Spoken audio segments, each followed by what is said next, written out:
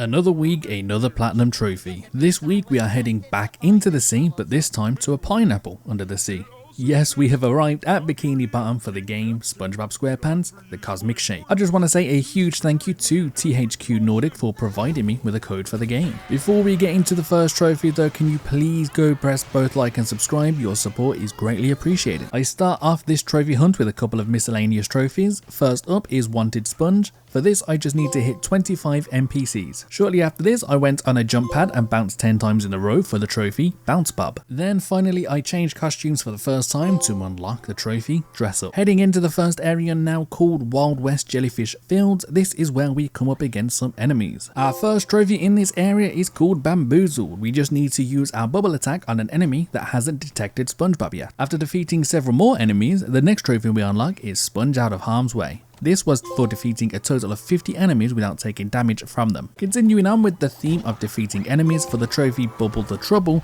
we just needed to bubble 10 tartar jellies that are currently engaged in an attack. And then finally in this area we received the trophy Stunning Performance for causing the Jelly Maker enemy to use his roar to push 50 enemies. We then catch Mr. Krabs and complete this area, for now anyway, to receive the trophy Deputy. The next area we go into, we actually don't unlock any new trophies until pretty much the end. We do however get a new move, which is a karate kick, which I end up using a lot more than a net spin. When getting to the end of the level and beating Sandy, we receive the trophy Movie Star. We have now entered the area called Pirate Goo Lagoon, and we pick up where we left off, getting a lot more trophies. We start off with the trophy King of Bubbles for bubbling a total of 100 enemies. Shortly after this we receive the trophy Is It a Plane? Is It a Pizza? For gliding a total of 1000 meters throughout the game. We then end up on a beach, and I went ahead and spun 6 beach umbrellas for the trophy Beach Spinster. Next up was Boxing Champion for destroying a total of 1000 tikis. Then finally we karate kicked a total of 100 enemies for the trophy The Way of the Sponge. We managed to reclaim the Dutchman's ship within 5 minutes during the boss fight, so we received the trophy Deck Scrubber.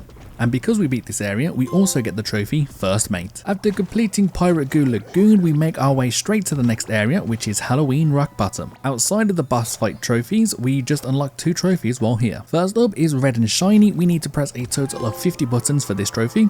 And then Volley King. For this we just need to defeat 10 baby booms by reflecting their missile. We quickly finish up this area and defeat the boss to get the trophy Scaredy Pants. We make our way to the next area called Prehistoric Kelp Forest, and the same thing happens here. We just unlock 2 trophies. First up is Jaws with Flaws, which requires us to defeat 10 enemies using another enemy called the Burrower. I then finally collected 10,000 jellies, which gave us the trophy SpongeBob Jelly Pants for carrying all 10,000 jellies at once. We then finish up this area to get the trophy Ugh Ugaha. We now just have 2 areas to complete for the story, and then we can start work on clearing everything else up. The next area we head into is called Medieval Sulphur Fields. We just get the one trophy here for now, which is called Friendly Fire.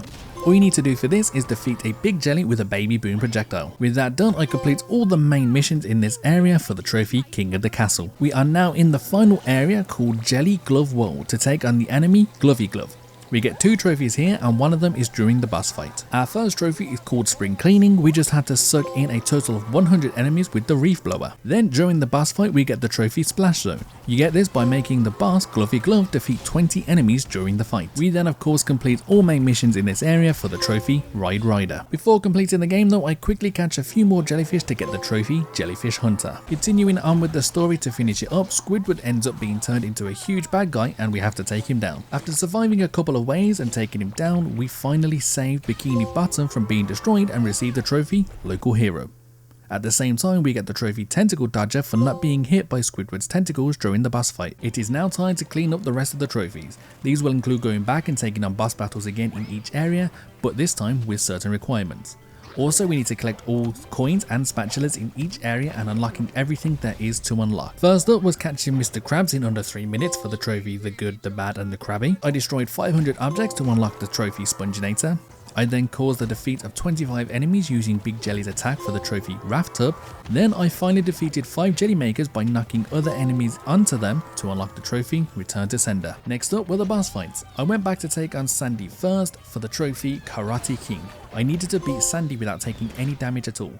This one took me a couple of attempts, but I got there in the end. Next up was Bet You Didn't See That Coming. For this, during the King Gary boss fight, I just had to make sure that King Gary didn't see me once. I got lucky several times during this and managed to complete it on my first attempt. Now we're back at prehistoric kelp forest for the trophy Dehydrated. We just had to make sure to evade all of Pom Pom shockwaves during the boss fight. We are now down to our final boss battle, and this one was a tough one. Back at medieval sulfur fields, and for this boss fight we have to deliver all cakes without being hit once for the trophy Knight in Shining PJs.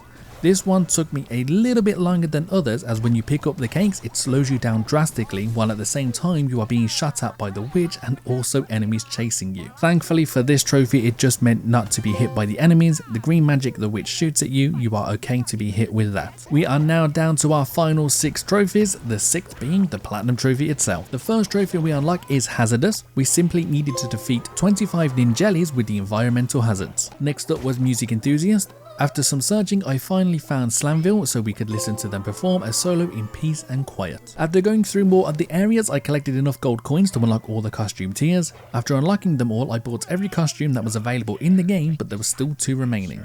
For these, we needed to complete the side missions.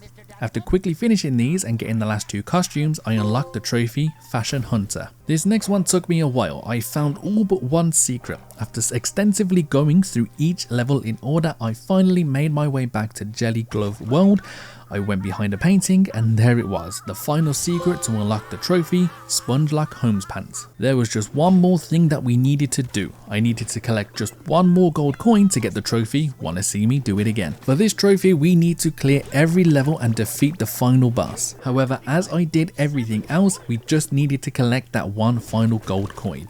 I went straight back to Wild West Jellyfish Fields, as this was the only place that I had missed a coin. I thought I had been everywhere on this map, but while riding a seahorse I noticed I could turn right, and at the same time I noticed there was a gold coin.